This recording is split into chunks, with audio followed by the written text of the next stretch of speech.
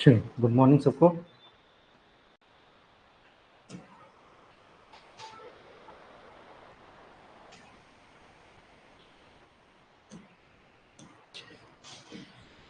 ये आपका UGC net दिसंबर 2024 foundation batch के लिए लेक्चर नंबर 8वां है ये। ठीक है, आप एप्लीकेशन में देखेंगे लेक्चर नंबर 8 होगा ये।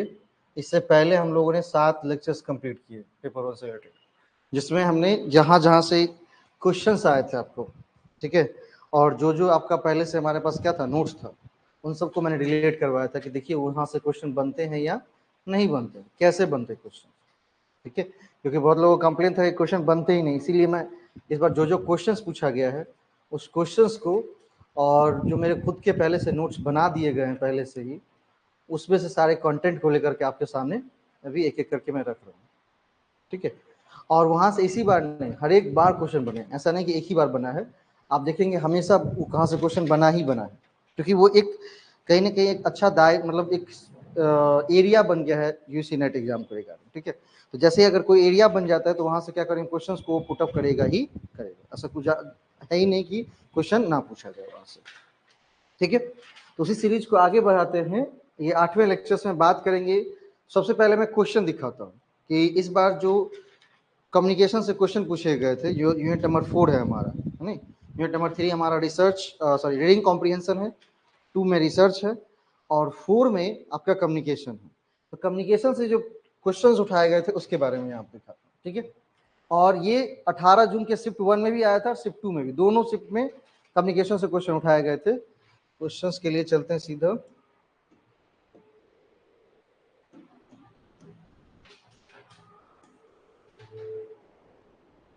हाँ, ये रहा क्वेश्चन आपका।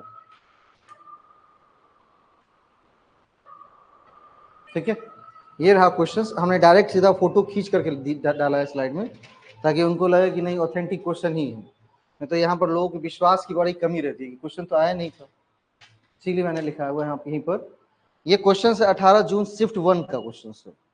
ठीक है, शिफ्ट 1 में ऐसा क्वेश्चन पूछा गया था कि एक तरफ कम्युनिकेशन के कॉन्सेप्ट के बारे में बताया गया कि एक कम्युनिकेशन के कंसेप्ट अलग अलग, कि किस व्यक्ति के द्वारा कम्युनिकेशन के बारे में क्या कहा गया, ये दी गई है, और उनके देने वाले कौन है। तो 4 नाम है, अल्फ्रेड मार्शल है, जॉन लॉक है, कार्ल मार्क्स है, एडम स्मिथ है। तो ये आपकी जो कंसेप्ट ऑफ कम्युनिकेशन जो चैप्टर है हमारा, आप नोट्स को पढ़ेंगे, है ना, कंसेप्ट ऑफ कम्युनिकेशन के अंदर का क्वेश्चन है ना, कंसेप्ट ऑफ कम्युनिकेशन जो हमारा चैप्टर नंबर 1 है कम्युनिकेशन के अंदर, वहां से ये क्वेश्चन पूछा गया। ठीक है, ये क्वेश्चन ये था हमारा। इसका सही आंसर क्या होगा, ये क्वेश्चन ये होगा, ये 18 जून शिफ्ट 1 के क्वेश्चन है। इसके बाद शिफ्ट 2 में क्या पूछा गया, तो शिफ्ट 2 में ये पूछा गया था क्वेश्चन, ये भी कंसेप्ट ऑफ कम्युनिकेशन से ही ले सकते हैं, कम्युनिकेशन के फॉर्म के बारे में, जिसमें है personal address, social drama, narrative, silence.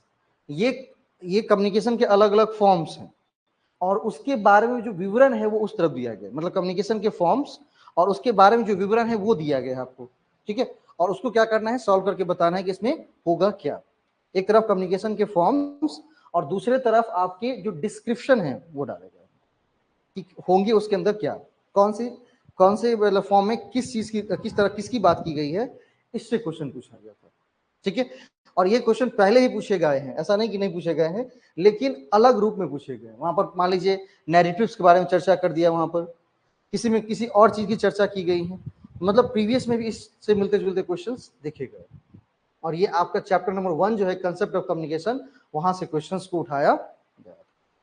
ठीक है, बड़ा सिंपल सा क्वेश्चन है, अगर आपको फैक्ट पता है, याद है थोड़े बहुत, नहीं तो आप आराम से निकाल लेंगे। होता क्या है कि भाई हमारे नोट्स तो हैं, ठीक है, लेकिन जब आपकी बारी आती है तो आप क्या करते हैं, उस टाइम चुप हो जाते हैं कि मेरा काम थोड़े है। देखिए हमेशा कि कोई भी कहीं भी पढ़े, आप किसी भी व्यक्ति से पढ़े, पढ़ना स्टूडेंट को, टीचर कभी नहीं पढ़ते। टीचर का काम होता है आपको एक गाइडेंस, प्रॉपर गाइडेंस प्रोवाइड करना, प्रॉपर नोट्स देना, उसके बारे में आपकी समझ विकसित कर देना, बस। इसके बाद टीचर का काम वहां पर खत्म। काम किसका है वहां पर, काम है स्टूडेंट का, कि उससे क्या करे, खुद के नोट्स प्रिपेयर करे, उसको रिवीजन करे, जो उससे रिलेटेड एमसीक्यूज है या टेस्ट होती है टेस्ट दे। ये सारे काम है किसके? ये सारे काम है स्टूडेंट। ठीक है, चलिए पहले इसके क्वेश्चंस पर जाने से पहले यहां पर मैं एक जो फर्स्ट क्वेश्चन आया था उस क्वेश्चन को मैं सॉल्व करा देता हूं डायरेक्ट।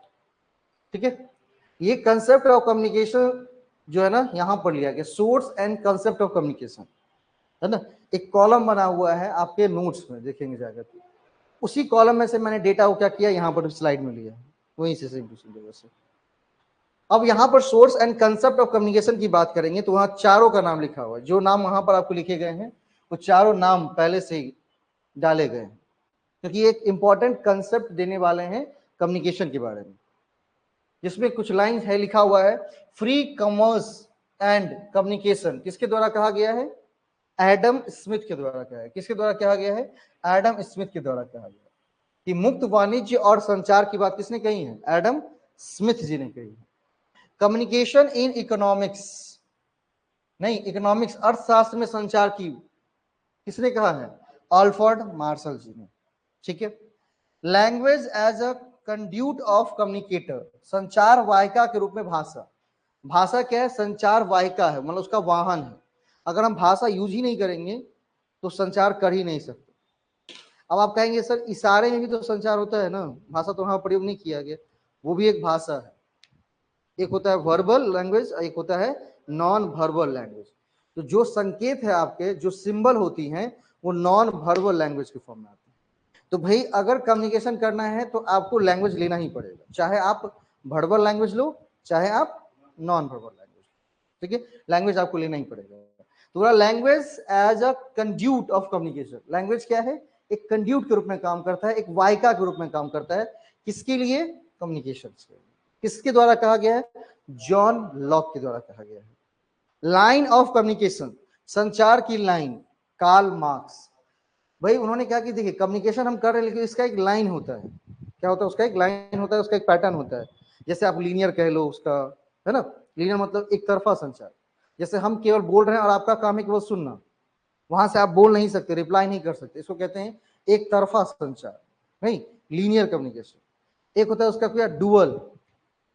डुअल, आप भी कह रहे हैं हम भी कह रहे हैं, ठीक है, तो ये हो गया डुअल। नहीं तो ये इंटरेक्शन के फॉर्म में आ जाता है। यहाँ पर क्या होती है? एक इंटरेक्शन, प्रॉपर इंटरेक्शन बनती है।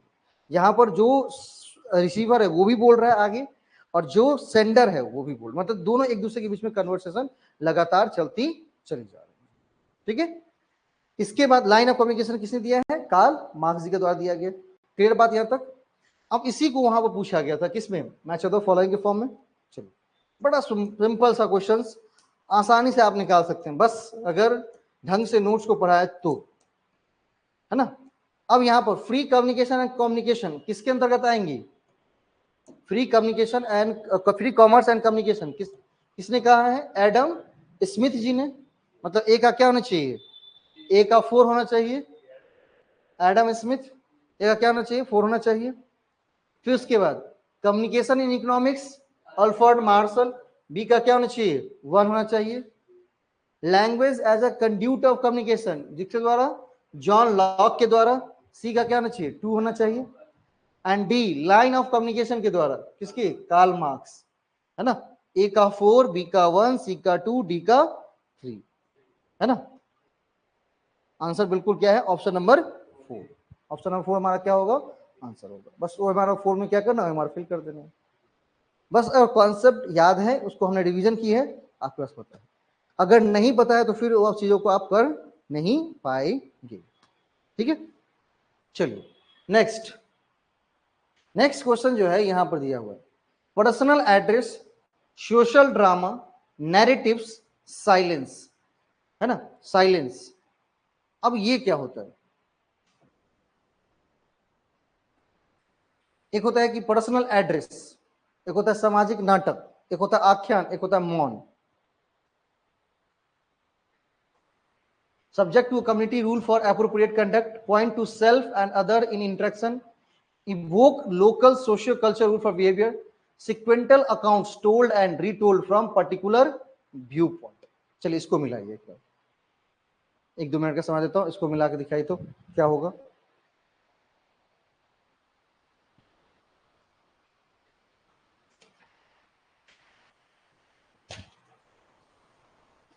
दिख रहा है ना, हट जाता हूँ।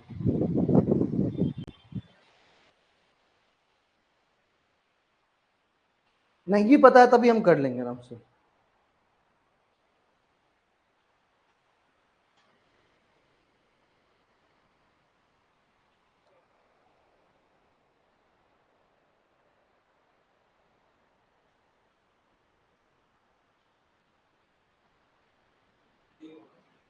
D, option number 4। अच्छा, कैसे मिला है आपने? हाँ, व्यक्तिगत संबोधन मतलब, अच्छा ठीक है।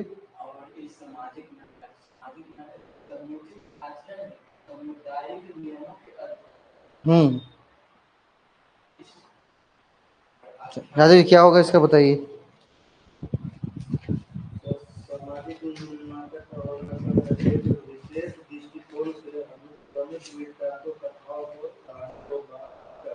हम्म,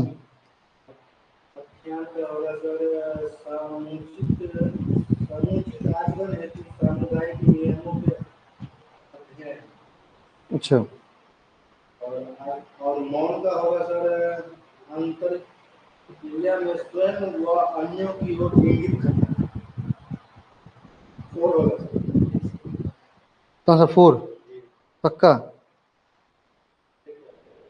आपके ख्याल से? अच्छा, किसी दूसरे के ख्याल से कुछ बदल रहा है क्या? देखिए, कम्युनिकेशन के अलग अलग फॉर्म्स होते हैं। पर्सनल एड्रेस होता है, सोशल ड्रामा होती हैं, नैरेटिव होती हैं, साइलेंट होता है।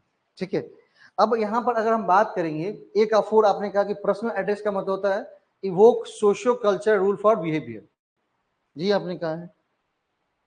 सी का आपने नैरेटिव्स का कहा है 2, subject to community rule for appropriate conduct, C का आपने 2 कहा है, नहीं।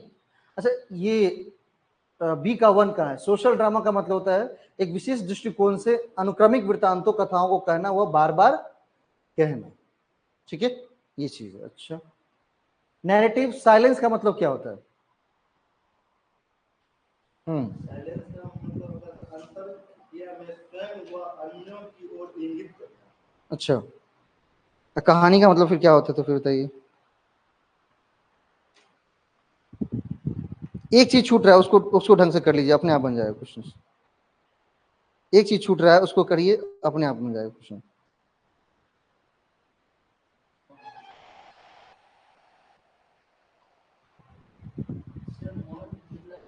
मौन मतलब क्या था? साइलेंस।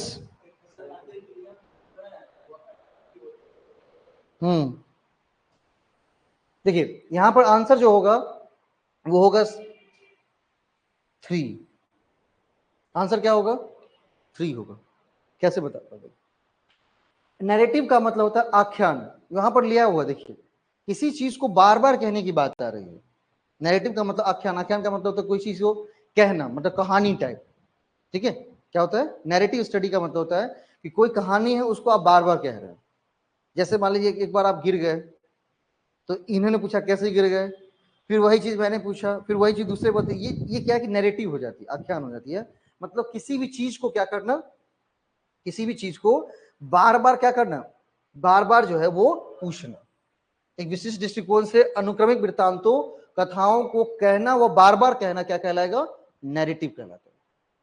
ठीक है, पर्सनल एड्रेस का मतलब होता है कि अंतःक्रिया में स्वयं या अन्यों की ओर इंगित करना। पर्सनल एड्रेस का मतलब जैसे पर्सनली कोई बात कह रहे हैं तो हम खुद को भी इंगित करते हैं और दूसरों को भी क्या करते हैं, वहां पर पॉइंट आउट करते हैं। बी का देख लीजिए, बी का सामाजिक नाटक, तो जो कुछ व्यवहार practical evoke local socio culture, नाटक के माध्यम से क्या होता था, पहले नाटक होती तो क्या होती थी, जो सामाजिक जो सोशियो कल्चर हमारा बिहेवियर है उसको हम नाटक के माध्यम से क्या करते थे, हाँ मतलब प्रमोट करते थे, लोगों को इवोक करते थे कि आप इस तरह से काम करिए। जैसे आप मान लीजिए कि पेड़ पौधे के लिए जागरूक करना है, तो सोचो ना ड्रामा कर रहा है, सोशल ड्रामा कर रहा है। सोशल ड्रामा का मतलब होता है व्यवहार हेतु सामाजिक सांस्कृतिक नियमों का आवाहन। तो क्या हो जाएगा यहाँ पर, सामाजिक नाटक बी का हो जाएगा 4। और मौन का मतलब होता है समुचित आचरण हेतु सामुदायिक नियमों के अधीन। देखिए कुछ चीजें आपको पता है लेकिन वो कम्युनिटी के लिए ठीक नहीं है, तो क्या करते हैं आप? साइलेंस रहते, चुप रहते हैं ना, तो उसको कहते हैं क्या करना? हाँ, subject to a communities rule for appropriate conduct, जो कम्युनिटी के लिए अप्रोप्रिएट कंडक्ट है उस हिसाब से काम करना। तो आपको मौन ही रहते ना, मान लीजिए कि जैसे आप कहीं पर बलि प्रदान वाली प्रथा चली आ रही है, आपको पता है कि भाई ये चीज सही नहीं है, गलत है, आप इसका विरोध करना चाहते हैं, कर पाते हैं क्या? नहीं, मौन रह के वो काम करते हैं। क्यों? क्योंकि वो एक एप्रोप्रिएट बिहेवियर है for the point of community address. Community के हिसाब से जो हमारा समाज है, सामाजिक हिसाब से वो सही है, इसलिए हम उस चीज को मान लेते हैं। समझे? क्या नाम है आपका? ऋषिकेश, रितेश जी, समझ में आया? हाँ, नैरेटिव रिसर्च भी है। अब इसको पकड़ा हमने कैसे? तो नैरेटिव रिसर्च हमने पढ़ाया हुआ है। हाँ, नैरेटिव रिसर्च मैंने पढ़ाया कि नैरेटिव रिसर्च एक ऐसा रिसर्च है जहां पर किसी कहानी को रिसर्चर के द्वारा दोहराया जाता है। जैसे आप किसी के पास गए, वहां पर डेटा ले रहे हैं, तो वो आपको कहानी सुना रहा है, अच्छा ये राजा फलाना राजा की ये चीजें थी, अब वो एक ही कहानी को बार बार दोहरा रहा है, तो उसको कहते हैं नैरेटिव रिसर्च कहते हैं। ठीक है, क्या कहते हैं उसको? Narrative research. तो सी का क्या हो जाएगा? 1 हो जाएगा, सी के 1 से यहाँ पर आंसर हो जाएंगे। क्लियर? चलिए, और नेट की खास बात, हर एक यूनिट एक दूसरे से बिल्कुल क्या करती रहती, थोड़ी थोड़ी बहुत मिलती चली जाती है। चलिए, अब चलते हैं नोट्स के ऊपर, जो मैंने कंटेंट बना करके आपके सामने लाया। तो आज हम पढ़ने वाले हैं आपके चैप्टर कंसेप्ट ऑफ कम्युनिकेशन के बारे में। ठीक है, कॉन्सेप्ट ऑफ कम्युनिकेशन के बारे में पूरा पूरा, बाकी लिखनी नहीं है। पीडीएफ आपके पास व्हाट्सएप ग्रुप पर और टेलीग्राम ग्रुप पर पहुंच जाती है, एप्लीकेशन पर चली जाती है। एक्सचेंज ऑफ इंफॉर्मेशन, कम्युनिकेशन के अगर हम बेसिक मीनिंग की बात करेंगे तो कम्युनिकेशन और कुछ भी नहीं, सिर्फ और सिर्फ एक्सचेंज ऑफ इंफॉर्मेशन। हम अपनी इंफॉर्मेशन को दूसरे के साथ एक्सचेंज करते, बदलते हैं, मतलब अपना इंफॉर्मेशन उन तक पहुंचाना और उनके पास जो इंफॉर्मेशन है वो अपने पास लाना, दैट्स कॉल्ड कम्युनिकेशन या एक्सचेंज ऑफ इंफॉर्मेशन, और इसी को स्टैंडर्ड फॉर्म में कम्युनिकेशन का नाम दिया जाता है। चलो, संप्रेषण, उसको हिंदी में संप्रेषण कहते हैं, संचार कहते हैं। कम्युनिकेशन के दो नाम है, संप्रेषण भी कह सकते हैं, संचार भी कह सकते हैं। संप्रेषण अंग्रेजी भाषा के शब्द कम्युनिकेशन का हिंदी रूपांतरण है। कम्युनिकेशन शब्द की उत्पत्ति लैटिन भाषा के शब्द कम्युनिस से हुई है। ये भी क्वेश्चन का पूछा गया है, ठीक है, कि कम्युनिकेशन जो शब्द है इंग्लिश का, उसकी उत्पत्ति किस शब्द से हुई है? तो उसकी उत्पत्ति हुई है लैटिन शब्द जिसका नाम है कम्युनिस्ट। ये वर्ड याद रखिए, क्या नाम है? कम्युनिस्ट, इसीलिए उसको मोटा कर दिया गया नोट्स में। कम्युनिस्ट जिसका अर्थ है कॉमन। जहां जहां से क्वेश्चंस आपके पूछे गए हैं, उस वर्ड्स को, उस पॉइंट्स को हमेशा हाईलाइट करके रखा जाता है कि यहां से क्वेश्चन आ चुके हैं। ठीक है, इस पर आपको मतलब, और जो चीजें नॉर्मल है वो नॉर्मल वे में टाइप की गई है। कम्युनिकेशन सामान्य सामान्य होता है, ठीक है, इसका जो ये होता है होगा, इसका अर्थ क्या होता है? कॉमन, सामान्य होता है। संप्रेषण प्रेषक प्राप्तकर्ता के बीच सामान्य समझ स्थापित करने की प्रक्रिया है। अब दूसरी चीज यहां पर आ गई, कौन सी? एक प्रेषक आ गया और एक कौन सा आ गया? प्राप्तकर्ता। तो प्रेषक का मतलब है सेंडर, जो मैसेज को भेजने वाला है वो कौन है? सेंडर, उसी को हिंदी में कहते क्या? प्रेषक। और प्राप्तकर्ता मतलब रिसीवर, प्राप्तकर्ता का मतलब रितेश जी रिसीवर। ठीक है, तो संप्रेषण प्रेषक प्राप्तकर्ता के बीच सामान्य समझ स्थापित करने के लिए एक स्थापित करने की एक प्रक्रिया है। मतलब संप्रेषण एक ऐसी प्रक्रिया है जहां पर आप जो सेंडर है वो और जो रिसीवर है वो, उन दोनों के पास सामान्य समझ, मतलब एक कॉमन अंडरस्टैंडिंग बनाने की प्रक्रिया को हम कम्युनिकेशन कहते हैं। अब कॉमन अंडरस्टैंडिंग कैसे बनेगा? तो जैसे मान लीजिए कि जो चीज सेंडर भेजना चाहता है, अगर वही सेम चीज रिसीवर तक पहुंच रहा हो और उसको वो उसी रूप में समझ रहा हो, तो वहां पर क्या बनती है? एक सामान्य समझ बनती है, और वहां पर कम्युनिकेशन का जो प्रोसेस है वो खत्म हो जाता है। मतलब कम्युनिकेशन का प्रोसेस केवल यहां तक खत्म नहीं होता है कि मैसेज पहुंचा दिए कम्युनिकेशन प्रोसेस खत्म, नहीं। कम्युनिकेशन प्रोसेस तब खत्म होता है जब मान लीजिए मैंने आप तक बात पहुंचाई और आपने उस बात को उसी भाषा में समझ लिया, उसी अर्थ में समझ लिया है, तो ये जो मतलब पूरी प्रक्रिया होगी वो कम्युनिकेशन कहलाएगी, और वो कम्युनिकेशन प्रक्रिया का अंतिम चरण कहलाएगा। क्या कहलाएगा? अंतिम चरण कहलाएगा। ठीक है, चलिए नेक्स्ट। कहता है संप्रेषण एक व्यक्ति या समूह से दूसरे व्यक्ति या समूह को सूचना हस्तांतरित करने का कार्य।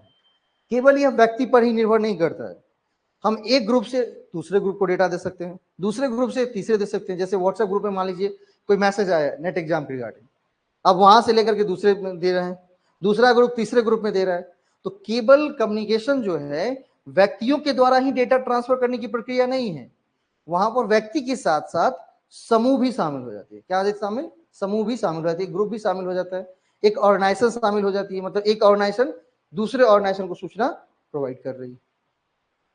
कहता है संप्रेषण, बोल करके, बोल का बनना भाषण दे करके, स्पीच के माध्यम से, संप्रेषण लिख करके, लेखन राइटिंग, और संकेतों के माध्यम से। किस माध्यम से? संकेतों के माध्यम से। संकेत मतलब सिंबल के माध्यम से सूचना, विचार व भावना का क्या है? आदान प्रदान।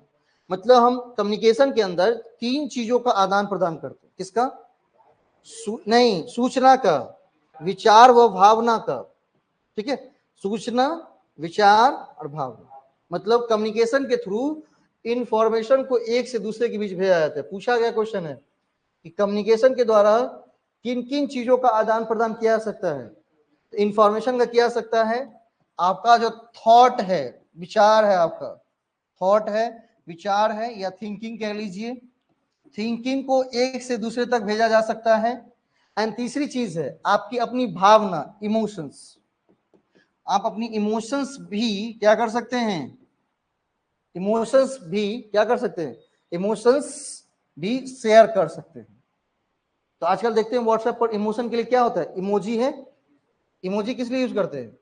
इमोशंस को व्यक्त करने के लिए। आप पहले रो रहे हैं, बहुत ज्यादा रो रहे हैं, उसके लिए अलग इमोजी है। कम रो रहे हैं, उसके लिए अलग इमोजी है। फूट फूट के रो रहे हैं, उसके लिए अलग इमोजी है। तो आपकी भावना को क्या करता है? वो प्रेजेंट करता है। क्या करता है? आपकी भावना को प्रेजेंट करता है। हाँ, और अगर इंफॉर्मेशन और क्या, किसकी बात हो? थॉट की बात हो, थिंकिंग की बात हो, तो फिर क्या हो जाएगा? वहां पर भी लिख करके, बोल करके, क्योंकि अपनी थिंकिंग, अपनी इंफॉर्मेशन को केवल सिंबल के माध्यम से नहीं हो सकता है। वो हो सकता है कि सिंबल के माध्यम से व्यक्त कर दे, बोल कर भी करे, लिख कर भी करे। राजेश जी उसको खोल दीजिए, राजेश जी खोल दीजिए, जब इसी नहीं चल रहा उसको खोलना है उसको। ठीक है,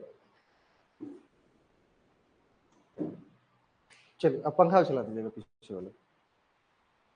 संप्रेषण की प्रक्रिया, संप्रेषण की परिभाषा, प्रक्रिया बोले, संप्रेषण की परिभाषा। अब यहां पर इस स्लाइड में आपको अलग अलग लोगों के द्वारा, जो अलग अलग विद्वानों के द्वारा परिभाषा दी गई है कम्युनिकेशन के बारे में, उसके बारे में आप देखेंगे। जैसे सबसे पहले कहते हैं न्यूमैन व समर। कौन है? न्यूमैन व समर है, जो कि कहते हैं संप्रेषण दो या दो से अधिक व्यक्तियों के तथ्य, विचार, सम्मिति, अंडरस्टैंडिंग अथवा भावनाओं का परस्पर आदान प्रदान है। परस्पर होगा यहाँ पर, परस्पर, परस्पर आदान प्रदान। क्या होगा? परस्पर आदान प्रदान। मतलब न्यूमैन व समर कहते हैं कि जब दो या दो से अधिक व्यक्ति अपने बीच क्या करता है? तथ्य को, विचारों को, सम्मिति और भावनाओं को आदान, परस्पर आदान प्रदान करता है, उस चीज को क्या कहते हैं? कम्युनिकेशन का नाम दिया जाता है। उसे क्या कहता है ना, क्या कहते हैं?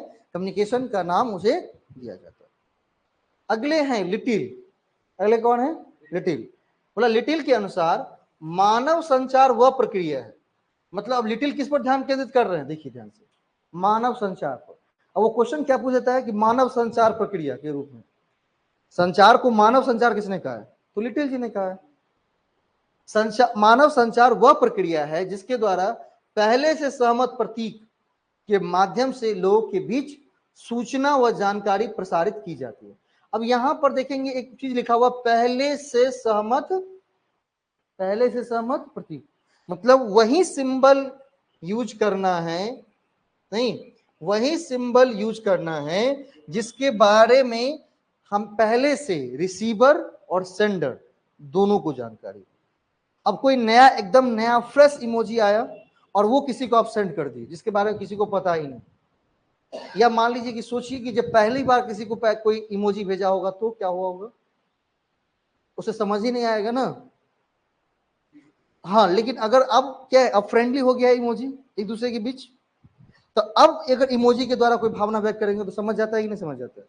लेकिन अगर मान लीजिए कि पहली बार भेजे होंगे तो क्या होता? पहली बार तो नहीं समझिएगा। क्यों? क्योंकि वो पहले से सहमत प्रतीक है ही नहीं, पहले से उसके बारे में जानकारी है ही नहीं। लेकिन एक बार जानकारी अगर हो जाए तो फिर आप क्या कर सकते हैं? उसके द्वारा सूचना को प्रसारित किया जा सकता, उसी के द्वारा करना चाहिए, ताकि सूचना जो है वो सही तरीके से लोगों के समझ में आ जाए, मतलब रिसीवर को समझ में आ जानी चाहिए, ऐसा नहीं कि उसे समझ में ही ना आए। ठीक है, अगले कौन है? अगले व्यक्ति हैं थियो हेमन। नाम क्या उनका? थियो हेमन। कहते हैं संचार एक व्यक्ति से दूसरे व्यक्ति को सूचना व समझ हस्तांतरित करने की प्रक्रिया है। इन्होंने क्या कर दी, सूचना भी व्यक्त कर सकते हैं, हस्तांतरित कर सकते हैं, और दूसरी चीज क्या क्या हस्तांतरित कर सकते हैं?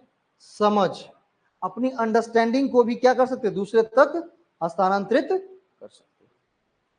अगले हैं लुइस ए एलन के अनुसार। कौन है? लुइस ए एलन। संप्रेषण एक व्यक्ति के मस्तिष्क का दूसरे से जोड़ने वाला पुल है।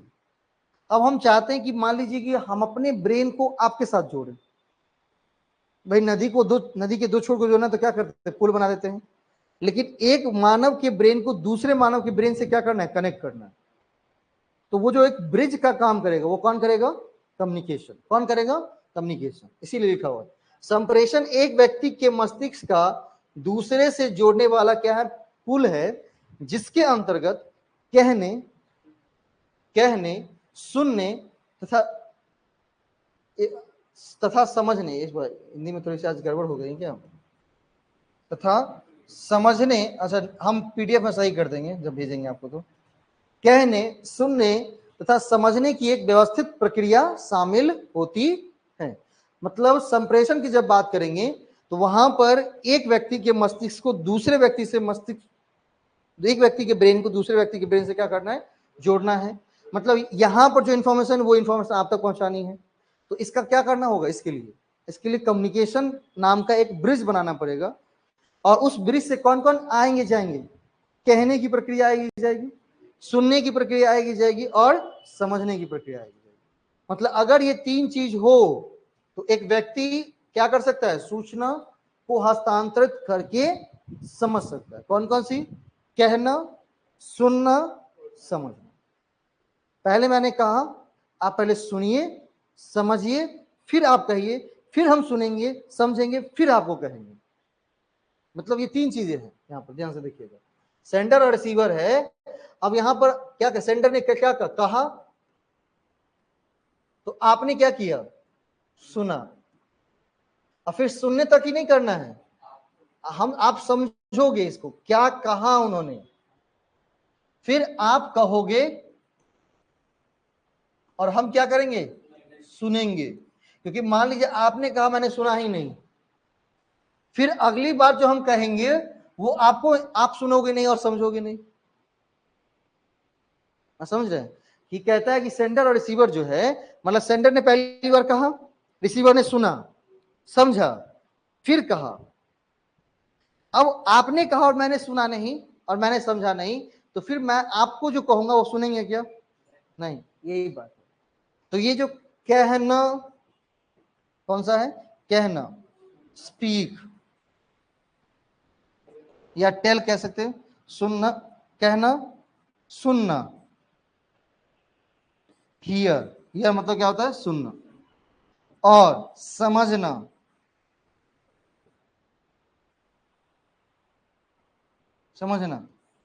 अंडरस्टैंड। ठीक है, क्या हो जाएगा? अंडरस्टैंड, कहना, सुनना, समझना। और ये जो तीनों चीजें होंगी वो क्या होंगी? एक व्यवस्थित रूप में चलेंगी। किस रूप में चलेंगी? व्यवस्थित रूप में चलेंगी। मतलब पहले कहना, सुनना, समझना, फिर रिसीवर कहेगा, सेंडर सुनेगा, समझेगा, फिर सेंडर कहेगा, रिसीवर सुनेगा, फिर वो कहेगा। मतलब एक व्यवस्थित रूप से। ऐसा नहीं कि सुनना पहले आ जाएगा। पहले सबसे पहले सेंडर कहेगा, रिसीवर उसको सुनेगा, रिसीवर समझ करके उसको क्या करेगा? फिर कहेगा किसको? सेंडर को। सेंडर सुनेगा, समझेगा, फिर कहेगा किसको? रिसीवर। ठीक है, चलिए। ऐसा कहा किसने? लुइस ए एलन ने। अगला नाम है मैकफारलैंड। अगला क्या नाम है? मैकफारलैंड। बोलते संप्रेषण मनुष्यों के बीच सार्थक अंतःक्रिया की एक प्रक्रिया है। मतलब हम दोनों के बीच एक अच्छा सार्थक अंतःक्रिया हो, एक प्रॉपर इंटरेक्शन बने। इस प्रॉपर इंटरेक्शन बनाने के लिए क्या करना होगा आपको? इस प्रॉपर इंटरेक्शन बनाने के लिए कम्युनिकेशन नाम का हथियार लेना पड़ेगा। क्या लेना पड़ेगा? कम्युनिकेशन नाम का हथियार लेना पड़ेगा। मतलब कम्युनिकेशन क्या करता है? दो व्यक्तियों के बीच में, दो मनुष्यों के बीच में एक सार्थक अंतःक्रिया स्थापित करता है, और जैसा वो चाहता है उस तरह की अंतःक्रिया को क्या करता है? वो स्थापित करता है। ठीक है, चलो, ये कहा है किन्होंने? मैकफारलैंड। मतलब यहां पर आपको अलग अलग विद्वानों के द्वारा जो परिभाषा है वो रखी गई। न्यूमैन समर ने क्या कहा है, लिटिल जी ने क्या कहा है, थियो हेमन ने क्या कहा है, लुइस एलन जी के द्वारा क्या कहना है, उनका क्या कहना है। इसके बाद है मैकफारलैंड का क्या कहना है, ये मैकफारलैंड का क्या कहना है ये। ठीक है, मैकफारलैंड का कहना है कि संप्रेषण मनुष्यों के बीच सार्थक अंतःक्रिया की क्या है? एक प्रक्रिया। बाकी ये तो मैंने पढ़ा ही दिया था पहले ही। अब जब कंसेप्ट ऑफ कम्युनिकेशन पढ़ते तो यहीं पर अलग अलग सिस्टम आ जाती है, इससे भी क्वेश्चन पूछता है। सिस्टम ऑफ कम्युनिकेशन, जैसे बुद्धिस्ट सिस्टम ऑफ कम्युनिकेशन है, इंडियन सिस्टम ऑफ कम्युनिकेशन है, वेस्टर्न सिस्टम ऑफ कम्युनिकेशन है, और Chinese system of communication. Communication के 4 सिस्टम है, इंडियन, चाइनीज, वेस्टर्न, बुद्धिस्ट। और ये चारों से क्वेश्चन पूछे जाते हैं, या हमेशा तो फॉलोइंग में पूछेगा। जैसे एक बार पूछा कि अगर हम बात करें बुद्धिस्ट सिस्टम ऑफ एजुकेशन की, तो वहां पर किन चीजों को ध्यान में रखा जाता है? सबसे ज्यादा बुद्धिस्ट कम्युनिकेशन में जो है वो सबसे जो प्रॉपर उसे ध्यान फोकस किया गया किस पर? ध्यान पर। मतलब वहां जो सबसे फोकस पॉइंट में है वो क्या है? ध्यान, मतलब मौन रहना, साइलेंट होकर के मौन ध्यान रखना। ये कम्युनिकेशन का फॉर्म है। कहती है कि बहुत कहती है कि जब आप इस तरह से ध्यान में रहते हैं तो आप अपने अंतरात्मा को क्या करते हैं? अपना अंतरात्मा से संचार कर पाते हैं। हाँ, अंतरात्मा का संचार मतलब आप खुद अपने आप को परमात्मा से कनेक्ट कर पाते हैं। इस सिस्टम ऑफ एजुकेशन पर काम करता है कौन? Buddhist system of education. तो उसी को मैंने शॉर्ट रूप में आपको यहाँ पर दिया है, बाकी तो बहुत लॉन्ग रूप है, लेकिन अपने लिए जितना इंपॉर्टेंट है वो मैंने यहाँ पर लिखा है। सबसे पहला है आपका कौन सा? Western system of education. पहला है सिस्टम ऑफ एजुकेशन, पहला कौन सा? Western system of education. कहा यह एक तकनीक या भाषा है जिसका उपयोग किसी बिंदु को व्यक्त करने या दर्शकों को समझाने के लिए किया जाता है। मतलब किसी पॉइंट्स को आपको समझाना है, नहीं, किसी पॉइंट्स को व्यक्त करना है कि जो हमारे ऑडियंस है उसको समझाना है, तो उसके लिए क्या होगी? एक जो तकनीक बात की गई वो कहां पर आएंगी? वेस्टर्न सिस्टम ऑफ एजुकेशन में आएंगी। अब यहां पर है कि 4 विशिष्ट तरह, 4 यहां पर अलग अलग तरीके बताए गए। 4 क्या बनाए गए? अलग अलग तरीके बताए गए हैं, जिसमें सबसे पहला क्या है? लोगोस। लोगोस का मतलब क्या होता है? किसी चीज की अपील करना, लॉजिकली अपील करना। लोगोस का मतलब किसी चीज की अपील करना, वो भी लॉजिकल फॉर्म में।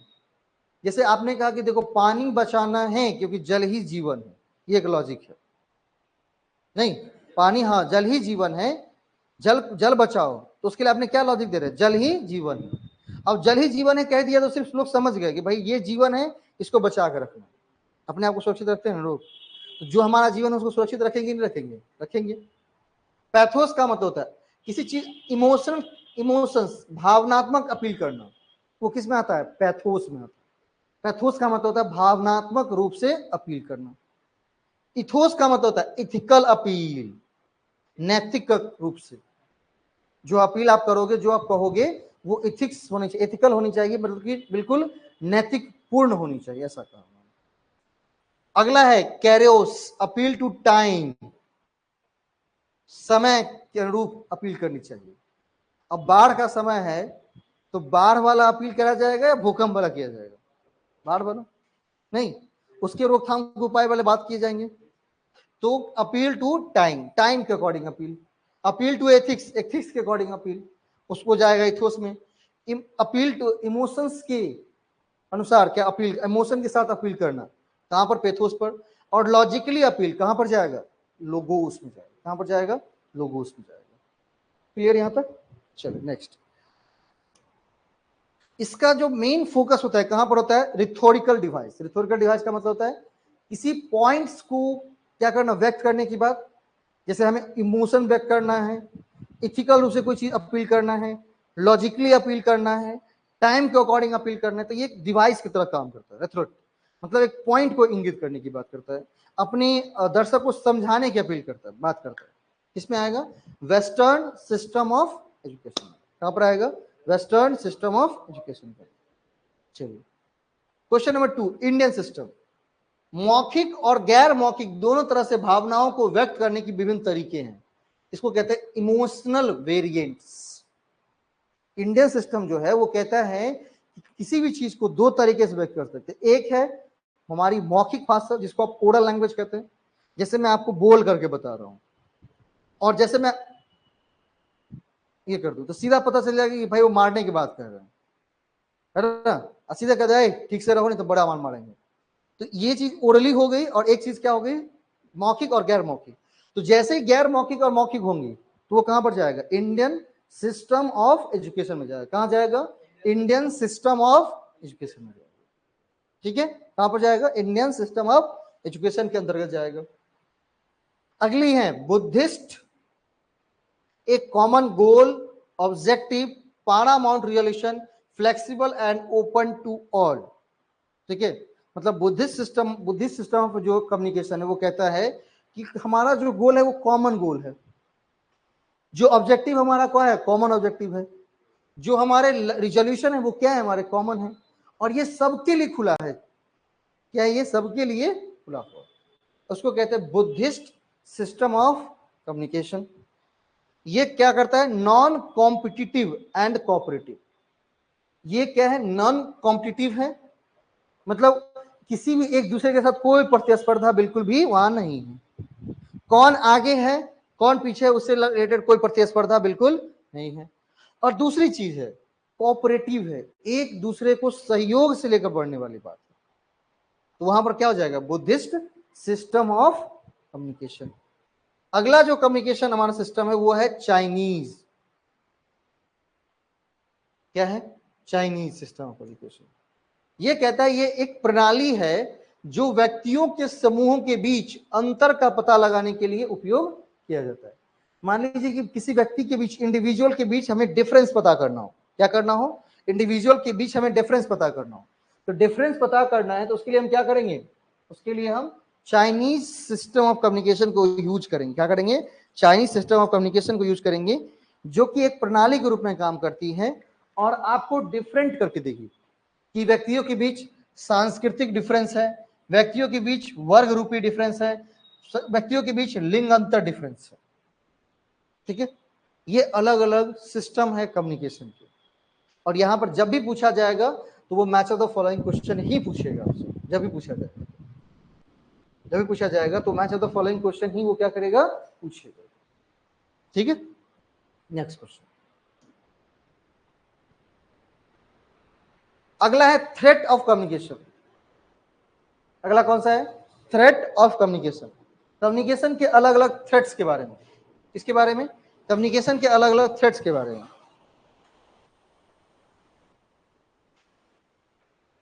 थ्रेट का मतलब क्या होता है, खतरा।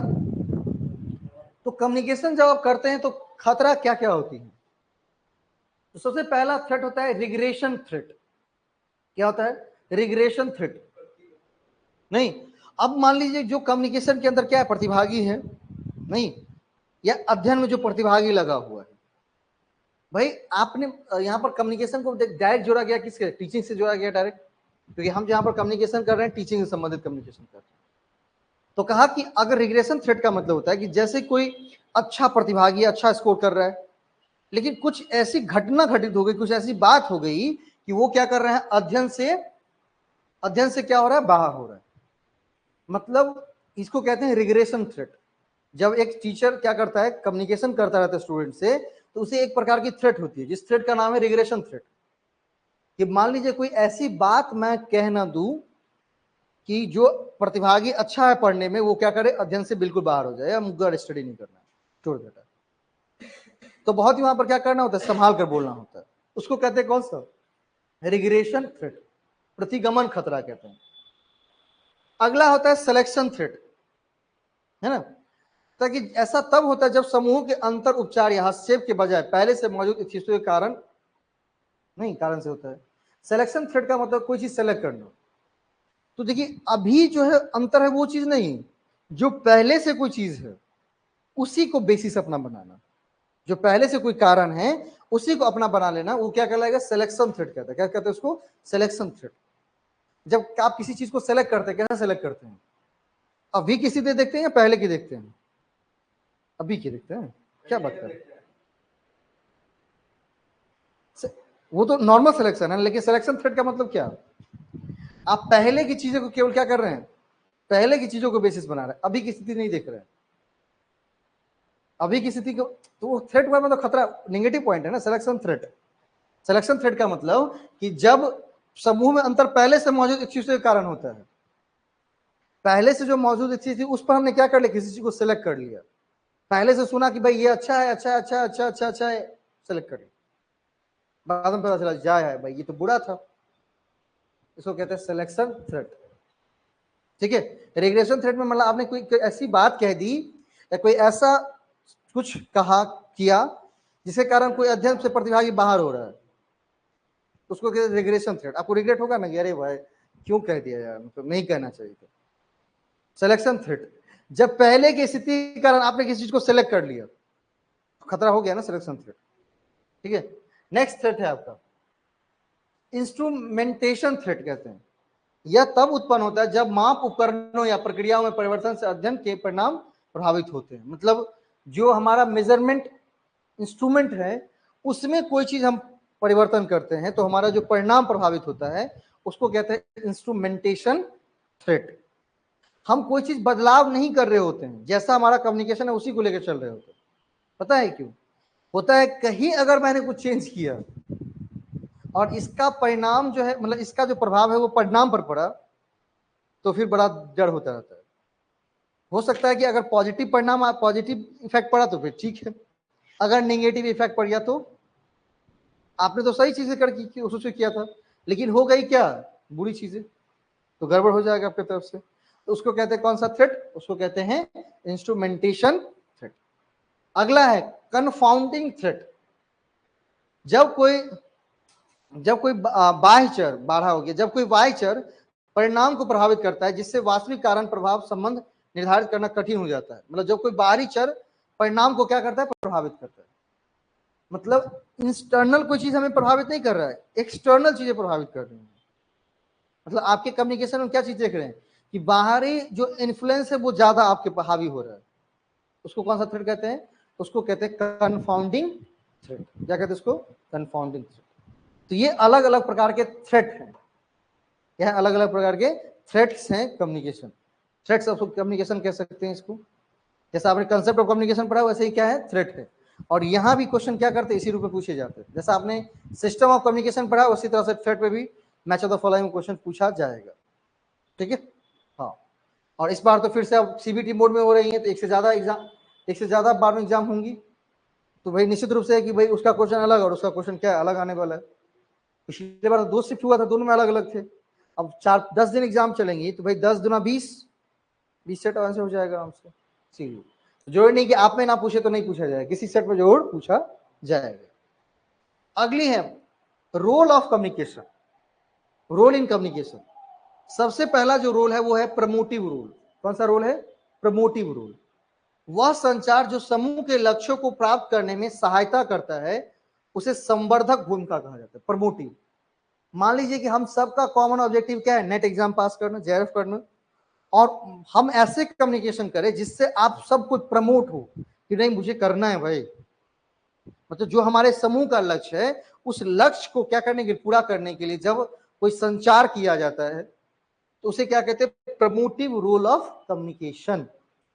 इस प्रकार का संचार रचनात्मक होता है। कैसा होता है? रचनात्मक होता है और समूह के प्रयासों को वांछित उद्देश्यों की ओर केंद्रित करने में मदद करता है। मतलब ये एक रचनात्मक जैसी चीज है और समूह के प्रयासों को, जो समूह का प्रयास है, जो हमारे ग्रुप के प्रयास हैं, एफर्ट्स हैं, उसको वांछित उद्देश्य, जो हम उद्देश्य चाहते हैं उस तरफ क्या करता है, केंद्रित। संवर्धक संचार में प्रासंगिक जानकारी साझा और समूह के सदस्यों के बीच भागीदारी को प्रोत्साहित करना शामिल होता है। संवर्धक संचार में क्या होती है? जो प्रासंगिक जानकारी है, मतलब जो हमारे लिए क्या है, सही है, प्रासंगिक है, ऑथेंटिक है, उस जानकारी को साझा किया जाता है समूह के सदस्यों के बीच। और कहा जाता है कि जो समूह के सदस्य है वो भी क्या करे, इसमें भागीदार बने। इसको कहते हैं प्रमोटिव रोल ऑफ कम्युनिकेशन। क्या समझे? क्या कोई दिक्कत? प्रोमोटिव रोल का कम्युनिकेशन का मतलब कि वह कम्युनिकेशन जहां पर क्या होती है, जहां पर हाँ मतलब जो हमारे ग्रुप के उद्देश्य है, उस उद्देश्य की पूर्ति करने के लिए हम क्या कर रहे हैं, लोगों को प्रमोट कर रहे हैं, लोगों को संवर्धन ला रहे हैं, उत्साहित कर रहे हैं उन्हें। अगली जो रोल होती है वो क्या होती है, डिसरप्टिव रोल होती है। क्या होती है? डिसरप्टिव, जिसको कहते हैं विघटनकारी भूमिका। विघटनकारी संचार समूह की प्रगति में बाधा डालता है तथा संघर्ष या विकर्षण का कारण बन सकता है। इस प्रकार के संचार से समूह के भीतर गलत अफवाह के भीतर के बीच मतलब हाँ गलत फहमी और अकुशलता पैदा हो सकती है। डिस्ट्रप्टिव का मतलब होता है कि डिस्ट्रैक्ट करना। मान लीजिए कि हम ऐसा कम्युनिकेशन कर रहे हैं जिससे समूह के लोग डिस्ट्रैक्ट हो रहे हैं, हाँ गलत फहमी का शिकार हो रहे हैं, तो उसको कहते हैं डिस्ट्रप्टिव रोल ऑफ कम्युनिकेशन। जब उत्साहित कर रहे हैं, मोटिवेट कर रहे हैं, लोगों को अपने लक्ष्य के प्रति जागरूक कर रहे हैं, तो उसको क्या कहते हैं, प्रमोटिव रोल। जब उसमें गलत फहमी डाल रहे हैं, उसमें लोगों को गलत सिखा रहे हैं जिससे वो क्या कर रहे हैं, उस चीज को छोड़ रहा है तो उत्साहित हो रहा है, उसको कहते हैं डिसरप्टिव रोल ऑफ कम्युनिकेशन। अगला हमारा होता है counter active role. Counter active role क्या होता है, उसको कहते हैं प्रतिक्रियात्मक भूमिका। क्या कहते हैं उसको? प्रतिक्रियात्मक भूमिका। कहता है प्रतिक्रियात्मक संचार का उद्देश्य विघटनकारी संचार के प्रभावों को सुधारना या कम करना है। जो विघटनकारी संचार है, अगर विघटनकारी संचार का मतलब जो डिस्ट्रैक्ट करता है, उस चीज को सुधार करने के लिए जो आप कम्युनिकेशन कर रहे हैं उसको कौन सा कम्युनिकेशन कहते हैं? Counteractive communication. क्या काउंटरएक्टिव रोल कहते हैं? मतलब आपको कोई गलत फहमी का शिकार बना रहा है, गलत की तरफ डिस्ट्रैक्ट कर रहा है, उस चीजों को ठीक करने के लिए हम जो आपके साथ कम्युनिकेशन कर रहे हैं उसको क्या कहते हैं आप? प्रतिक्रिया, काउंटर एक्टिव, काउंटर अटैक करना। वही यह उत्पन्न होने वाले मुद्दों और संघर्षों को संबोधित करके समूह को पुनः पटरी पर लाने में मदद करता है। मतलब आप जो डिस्ट्रैक्ट हो गए हैं उसको हम ठीक ढंग से ला रहे हैं, ठीक है? उसको कौन सा रोल कहते हैं? प्रतिक्रियात्मक काउंटर एक्टिव रोल कहते हैं। अगला होता है डिवोशनल रोल, उपास्य भूमिका। कहता है उपास्य संचार समूह या उसके उद्देश्य के प्रति प्रतिबद्धता और निष्ठा व्यक्त करने पर केंद्रित होता है। यद्यपि यह मनोबल बढ़ा सकता है, लेकिन यह विशिष्ट लक्ष्यों की प्राप्त करने में सीधे योगदान नहीं देता। मतलब यह क्या कर सकता है? यह मनोबल बढ़ाने का काम करता है। मनोबल बढ़ा तो सकता है, लेकिन किसी लक्ष्य को प्राप्त करने में सीधे रूप से आपका सहायता नहीं कर सकता। इसको कहते हैं डिवोशन। बोलते हैं डिवोसी बनाई। डिवोटी मतलब क्या होता है? जो आपके प्रति कुछ भी करने को तैयार हो जाए। देखते नहीं बाबा साहब का क्या होता है? डिवोटी होता है ना, एक बार कह दिया वही सच है। भले माँ बाप भाई बहन बड़े से बड़ा पढ़ा लिखा लोग कुछ कह रहा है, उसको कोई समझ नहीं आ रहा है, उसको कहते हैं डिवोटी। क्या कहते हैं उसको? डिवोटी। तो डिवोटी रोल का मतलब होता है कि जब आप लोगों को आप क्या करें, डिवोशंस का शिकार बनाए। मतलब आप उसको ऐसे प्रोवोक करें कि वो मनोबल उसके तो बढ़ जाएंगे, लेकिन उस मनोबल को बढ़ा करके कोई लक्ष्य पूरा नहीं करना है, केवल मनोबल बढ़ाना है। तो केवल मनोबल बढ़ाना है तो क्या हो जाएगा? डिवोशनल। नहीं, गलत फहमी का शिकार बनाना है तो क्या हो जाएगा? डिसरप्टिव। इसके बाद क्या हो जाएगा? इसके बाद कौन सा? काउंटर एक्टिव था, कि जो चीज डिस्ट्रैक्ट हो गया है उसको पुनः पटरी पर लाना, हाँ उसको कहते हैं प्रतिक्रियात्मक। और अगली जो उसके बाद जो होती है वो कौन सी होती है? वो होती है कौन सी? सबसे पहली वाली जो थी संवर्धक, प्रमोशनल। मतलब जब आप लोगों को इस तरह से जागरूक कर रहे हैं कि वो अपने लक्ष्य के प्रति सजग हो जाए, अपने लक्ष्य को पूरा करने में पूरी तरीके से लग जाए, उसको क्या कहते हैं? उसका नाम होता है हमारा कौन सा? Promotive role of communication. कोई दिक्कत? हाँ, तो रोल ऑफ कम्युनिकेशन पढ़ा, सिस्टम ऑफ कम्युनिकेशन आपने पढ़ा, थ्रेड्स ऑफ कम्युनिकेशन पढ़ा, कंसेप्ट ऑफ कम्युनिकेशन पढ़ा, और जो डेफिनेशन थी वो आपने पढ़ा। तो जो हमारा पहला चैप्टर है कम्युनिकेशन के अंदर, नोट्स के अंदर, वो यही है, कंसेप्ट ऑफ कम्युनिकेशन, जिसमें सारी बातें आपको क्या की है? मेंशन की गई, वहीं से मैंने उठाया। जो कुछ चेंज की जाती है उसको अपडेट करके बाद में डाल दिया जाता है ना। मान लीजिए कोई चीज पहले से क्वेश्चन नहीं पूछा जा रहा है, इस बार ऐसा अचानक हुआ क्वेश्चन पूछ दिया गया, तो उस चीज को तो अलग से ही ऐड ऑन किया जाएगा, पहले से तो नहीं बताया जाएगा। तो इसीलिए हम स्लाइड बाय स्लाइड ला रहे हैं। हिंदी इंग्लिश दोनों में स्लाइड है, तो आपको पढ़ने में, नोट्स बनाने में किसी भी तरह की कोई परेशानी नहीं होगी। ठीक है, चलिए, वो पूरा क्लियर हो गया कंसेप्ट ऑफ कम्युनिकेशन। अगर इसको ध्यान से पढ़ते तो पूरे के पूरे क्वेश्चन, पूरे के पूरे मार्क्स आपको 110% मिलेंगे ही। ठीक है, चलिए, और जो यूट्यूब पर देख रहे होंगे और उनके लिए बता दूं कि ये लास्ट डेमो लेक्चर था। ठीक है, क्योंकि 7-8 मैंने कही थी, 6 या 7 हो गई हैं, तो एक कम्युनिकेशन ही बचा हुआ था जिससे लेक्चर्स नहीं चली थी। वैसे इससे पहले हायर एजुकेशन से रिलेटेड जो लेक्चर्स हैं वो चढ़ा दिए गए हैं, पीपल एनवायरमेंट से एक लेक्चर्स लिया गया है, आईसीटी से 2 लेक्चर्स लिए गए हैं, स्वयं मतलब टीचिंग एप्टीट्यूड से 1 लेक्चर लिए गए। इस तरह से 7 लेक्चर को एक जगह प्लेलिस्ट में रखा गया है फॉर द डेमो।